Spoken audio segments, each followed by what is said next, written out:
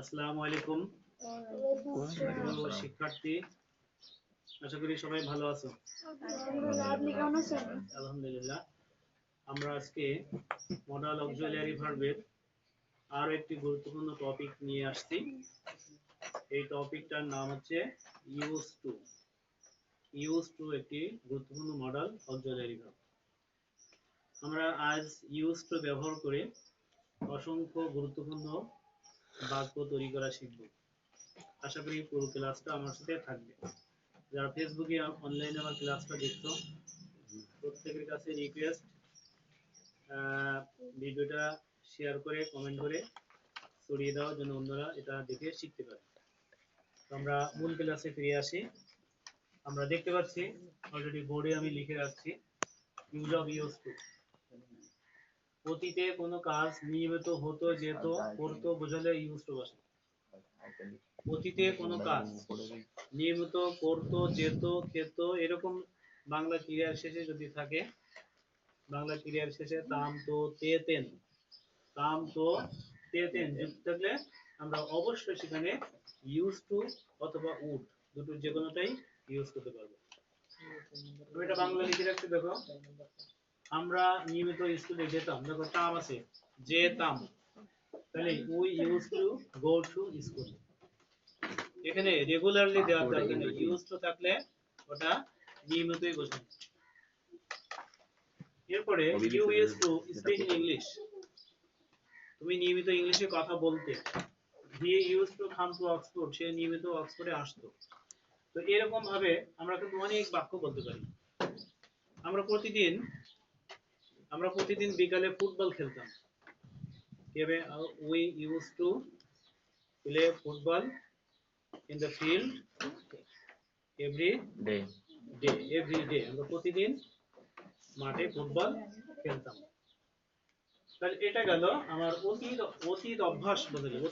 অতীতে কোনো কাজ নিয়মিত হতো, করতো বোঝাতে গেলে আমরা এই স্ট্রাকচারটা ব্যবহার করব। এবার আসলে দুই নম্বরে একটু ভিন্ন, অতীত অভ্যস্ততা বোঝালে এবং সেটা বর্তমানে যদি আমরা কোনো কিছুর অভ্যস্ততা বোঝাই, তাহলে এই স্ট্রাকচারটা ব্যবহার করব। Subject plus am is are used to noun, এখানে এন তে নাউন প্লাস ভার্বের সাথে আইএনজি যোগ, যেমন আমি চায়ে অভ্যস্ত, এখানে নাউন আছে, টিটা হচ্ছে নাউন, আমি চায়ে অভ্যস্ত, আই এম ইউজড টু টি। কিন্তু যদি বলা হয় আমি চা খেতে অভ্যস্ত, তখন হবে কি I am used to having tea. আমি এই শব্দবহুল ঘরে ঘুমাতে অভ্যস্ত, I am used to sleeping in this noisy room.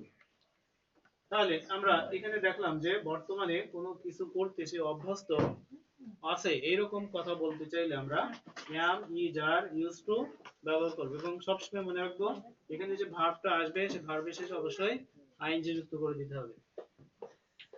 Number 3 তে আছে ভবিষ্যতের অভ্যস্ততা বোঝাতে। ভবিষ্যতে আমরা অনেক কিছু করতে অভ্যস্ত হব, এরকম যদি আমরা বোঝাইতে চাই তাহলে আমরা সেখানে will get used to ব্যবহার করব।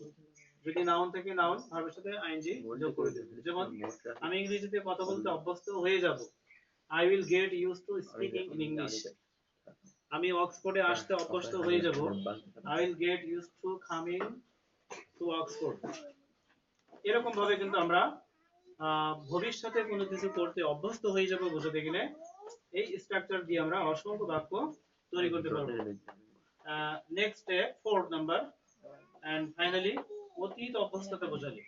অতীতে কোনো কাজ করতে অভ্যস্ত হয়ে যাব, এরকম কথা বলতে চাইলে আমরা subject goat used to, noun ভার্বের সাথে আইএনজি যোগ, এক্সটেনশন। যেমন আমি ইংরেজিতে কথা বলতে অভ্যস্ত হয়ে গেছি, I got used to speaking in English. আমি এই শব্দবহুল ঘরে ঘুমাতে অভ্যস্ত হয়ে গেছি, I got used to sleeping in this noisy room. তাহলে আমরা এখানে দেখলাম এই চারটা স্ট্রাকচার দিয়ে আমরা অসংখ্য বাক্য তৈরি করতে পারবো। আশা করি এই ক্লাসটা সবারই ভালো লাগছে। যদি ভালো লেগে থাকে আবারও কমেন্ট শেয়ার করে পাশে থাকার অনুরোধ করছি। পরবর্তী ক্লাসগুলোর জন্য তোমরা সহজেই পেতে পারো।